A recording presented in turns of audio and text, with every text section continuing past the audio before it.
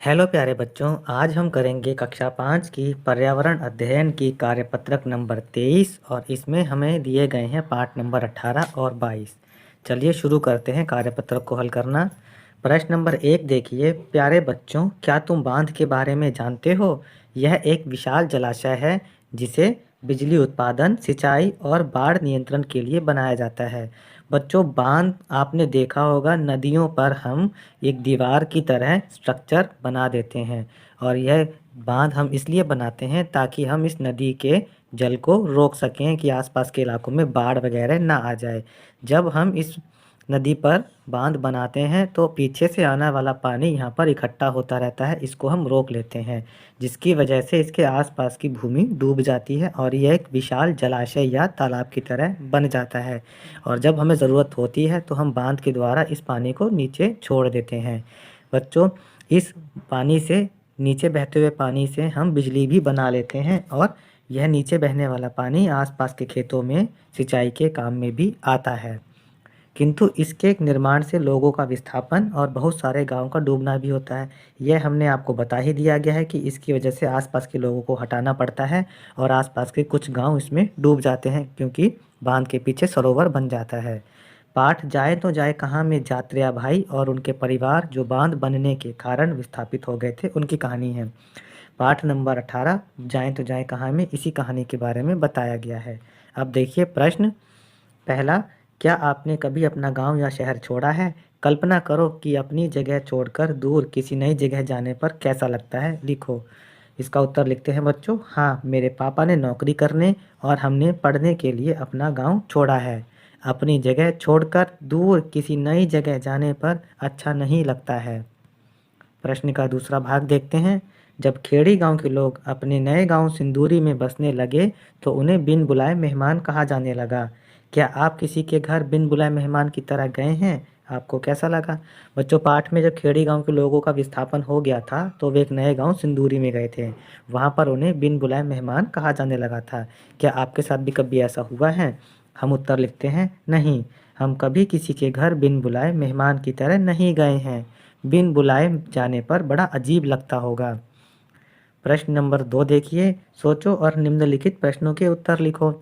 पहला, क्या आपने ऐसे लोगों के बारे में सुना है जो अपनी पुरानी जगह से नहीं हटना चाहते?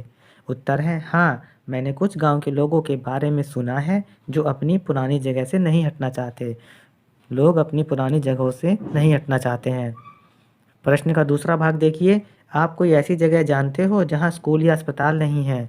इसका उत्तर है नहीं, हम किसी ऐसी जगह के बारे में नहीं जानते जहां स्कूल या अस्पताल नहीं है।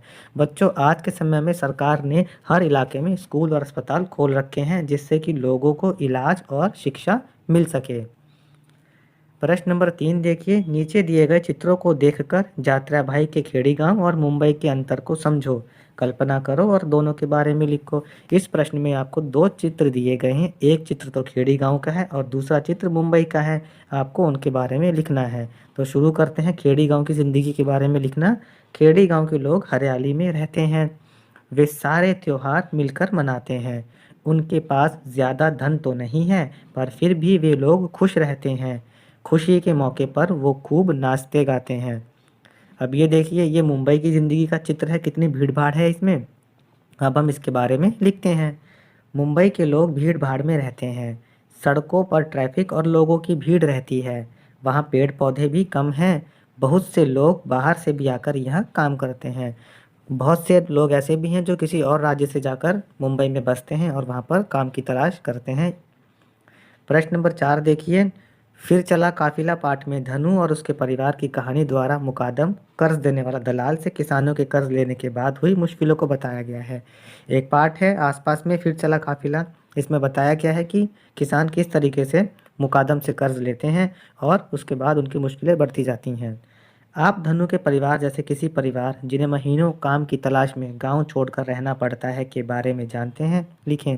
उत्तर है, मेरे मित्र समीर के परिवार को महीनों काम की तलाश में गांव छोड़कर रहना पड़ता है। अगर आप भी ऐसे किसी परिवार के बारे में जानते हैं तो आप यहाँ पर उसका उत्तर लिखेंगे। दूसरा भाग देखिए, काम की कमी और परिवार का खर्चा चलाने के लिए कर्ज लेने से किसानों को क्या समस्या पैदा होती हैं। बच्चों, किसानों की फसल हर बार अच्छी हो जाए ऐसा नहीं हो सकता। और ऐसा होता भी नहीं है क्योंकि भारत के अधिकतर किसानों की फसल मानसून पर या बारिश पर निर्भर करती है। ऐसे में कई बार उन्हें काम की कमी हो जाती है और परिवार का खर्चा चलाने के लिए कर्ज लेना पड़ता है। तो इसमें उन्हें क्या परेशानी आती हैं उसके बारे में लिखना है। हम उत्तर लिखते हैं, कर्ज लेने के बाद किसानों को कर्ज की राशि के साथ साथ उसका ब्याज भी देना पड़ता है। जब भी किसान कर्ज लेते हैं तो किसान को कर्ज के साथ में उसका ब्याज भी देना पड़ता है। इससे उन पर कर्ज का बोझ बढ़ता ही चला जाता है।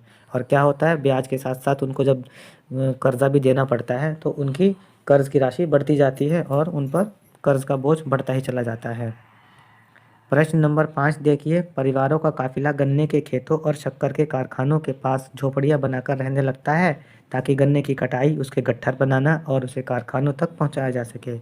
परिवार का काफिला जो एक पार्ट था, इसमें बताया गया है कि परिवार का काफिला यानी परिवारों के बहुत सारे ग्रुप्स वो गन्ने के खेतों और शक्कर के कारखानों के पास झोपड़ी बनाकर रहने लगते हैं ताकि गन्ने की कटाई, फिर उसे गट्ठर बनाना और उसे फैक्ट्री तक पहुंचाया जा सके।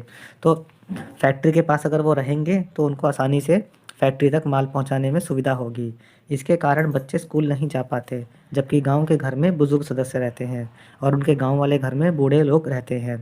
प्रश्न का पहला भाग देखिए, तुम्हारे घर के लोग जब काम के लिए घर से बाहर जाते हैं तो बुजुर्गों और बीमारों की देखभाल के लिए घर में क्या इंतज़ाम होता है। आपके घर के भी लोग जब बाहर काम करने के लिए जाते हैं तो पीछे बुजुर्गों और बीमारों की देखभाल के लिए क्या इंतज़ाम करके जाते हैं।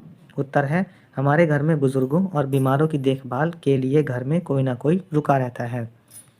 प्रश्न का दूसरा भाग देखिए, ऐसे काफिलों में रहने वाले बच्चों को पढ़ाने के लिए क्या इंतज़ाम किया जा सकता है। तो ऐसे बच्चों को पढ़ाने के लिए, ऐसे काफिले में रहने वाले बच्चों को पढ़ाने के लिए वहीं स्कूल खोले जा सकते हैं। एक तरीका ये भी है, उनके लिए शाम को लगने वाले स्कूल भी खोल सकते हैं जिससे कि काम करने के बाद में वो शाम को स्कूल में जाके पढ़ाई कर सकें। बच्चों, यहाँ हमारा ये पाठ समाप्त होता है। और भी वर्कशीट के आंसर के लिए आप हमारे चैनल पढ़ो इंडिया को सब्सक्राइब ज़रूर करें। धन्यवाद।